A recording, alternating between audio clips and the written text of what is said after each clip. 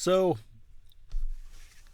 I haven't posted in a while. Happy Mardi Gras, because it's Mardi Gras 2024 right now. And I make no bones about my position. I'm one world. I'm a one world order kind of guy. I'm not a secret government cabal, world government person. I'm of the idea that we have to get beyond the ridiculous antiquitized idea that we're 192 different little fiefdoms around the planet.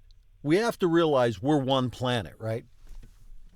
So that's kind of been my goal with this channel, is to advocate for a unified planetary vision, because that's the only way we're going to get off the rock. Our future's either Mad Max or Star Trek. Personally, I'd like Star Trek. Really, it's not going to matter to me. I'm not going to be around to see it. But if you're small right now, you're going to. If you have kids, your kids are going to. They're going to be in for the future we build for ourselves now. So, and I really haven't been overtly political, but I think I'm going to go off the rails for a while, because the 30 or 40% of Americans who support the MAGA idea, the America First neo-Nazi idea that Trump and the Trump cabal have for this country, are grossly delusioned about what it's all about. Because they argue, freedom, man, yeah, it's all for freedom, right? It's all for freedom. So Trump, besides getting his little minions to vote out anybody in Congress who doesn't toe the Trump line, has now run off Ronna Romney, who ran the DNC or the RNC. Now, Ronna Romney McDonald, but I'm going to stick with the Romney for right now. She's Mitt Romney's daughter, right? And she's been running the RNC. But Trump doesn't like Mitt because, Mitt's kind of an asshole because he's not a MAGA guy. He's like a sensible Republican. He's an old school Republican. He's a pre-Gingrich Republican, right? Because the GOP started to go off the rails and really started to become, they started their trip to insanity on the crazy train in 1994 when Gingrich wrote his Contract on America, which ironically, only one thing in that whole thing passed out of Congress and nothing actually became law. Except maybe they might have gotten rid of the ICC or merged it in. And they didn't really even get rid of the ICC, right? They just merged it into something else. ICC is the Interstate Commerce Commission, for you kids who are too young to know. They regulated trucks, the trucking industry. They made sure the trucks were safe because, it's a good thing to have safe trucks on the road. So it's been progressively going downhill since then. In 2000, Bush probably won Florida anyway, but we really never got to know, right? Because the Supreme Court stepped in and said, they can't be doing that, Bush might lose, so we can't have that, which was ridiculous because, they're, I don't know what they are. And now we've got the Supreme Court case where they're considering the Clause 3 of the 14th Amendment. But these are all strict constructionists, right? You follow what's written in the thing, in the document. We'll see how they come down on that. But they're leaning towards not following what's written in the document. And they're all for states' rights. Of course, except when the states decide to do something different. Do something they don't like. Like maybe legalize abortion. Well, can't have that. Now we're not about states' rights, So, at the RNC, Trump told Ronna Romney to stop using Romney because he doesn't like Mitt. So she did. She had always been Ronna Romney McDaniels, whichever one it is. Well, she dropped the Romney out of her name. And Trump pushed her out anyway. Right? I mean, Cruz was in 2016, he was like no a never Trumper. Right? And then Trump made just vile accusations about his father, right?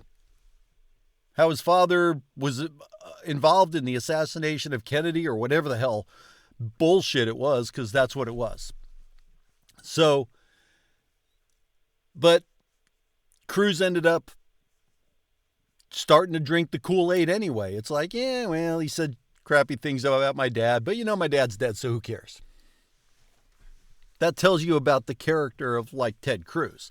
And he's emblematic of the GOP right now. If you don't support Trump, they don't want you in the club. So here we are at the RNC. Pushed Ronna Romney out because she was in the way. And who do they want to put in her place? Laura Trump. Trump's daughter-in-law. So we already had an administration where the daughter, son-in-law, and son were all involved in the White House, right? Kind of went out of fashion after Bobby Kennedy was Attorney General. It's when he said, maybe we shouldn't be doing things like that. But here we are. And we had a little family-run business in the White House. But that's not enough. They want the whole GOP to be a family-run business. The similarities to the mafia have been pointed out over the years. It's getting more like that. And if you're one of those MAGA GOP voters, you really need to look at your life and ask yourself, is this really what's best for me? Is it really what's best for you? I know you want like low taxes, right? Well, how many of you are paying taxes anyway? Or paying significant taxes? If you're in the 10% tax bracket, you're going to be in the 10% tax bracket. If you're in the 12% tax bracket, you're going to be in the 12% tax bracket. Most of the MAGA supporters, most of the MAGA voters, most of the 1,000 people who are in jail because of the insurrection, and that's what it was at the Capitol, are not $200,000 a year executives, right? They're just not. They're not. They're either unemployed, underemployed, self-employed, or otherwise, really impoverished. But they think it's cool having a family-run dictator in the White House. So they're consolidating the entire hierarchy of the GOP in the Trump family. Where else does this kind of thing happen? North Korea, Chechnya, places you want to live? Because that's where we're headed. That's where we're headed. If we don't get our shit together. Now, you may not agree with me on the view, the long-term vision of becoming a consolidated planet and acting like a planet. And I'm working on an outline for like a world constitution, and it would be the same kind of setup the U.S. has now, where every little country does its own thing. You know, everything filters down to the lowest level because that's where things are most effective, right? Excuse me. But everybody works together. The entire planet works together. We're not 192 nations. We're one planet. This kind of thing cannot last. This cannot survive. And if this gets elected in November, we are doomed. We're doomed because they already think they can kill their political rivals with impunity. They already think that. That was suggested after the election.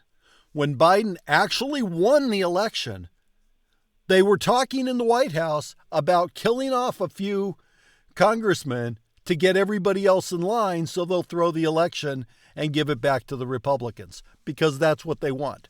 They want power, and once they get it, they will never give it up. And if you think it's not right, if you think that's not right, you're deluded because that's where they're going. They tell you what they're going to do. They actually tell you what they're going to do.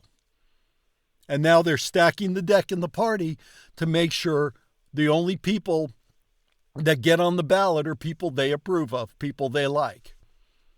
And if you're not one of them, if you're not on it, they'll take you off the ballot. Who does that sound like?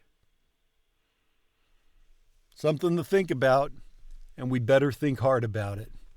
Because if we don't, this may actually be the last election. And all the people on the right who want freedom, who are worried about tyrants and dictators, are falling in line and drinking the Kool-Aid of a tyrant and dictator. Time to wake up, America. Wake up or, go find someplace else to live. See you next time.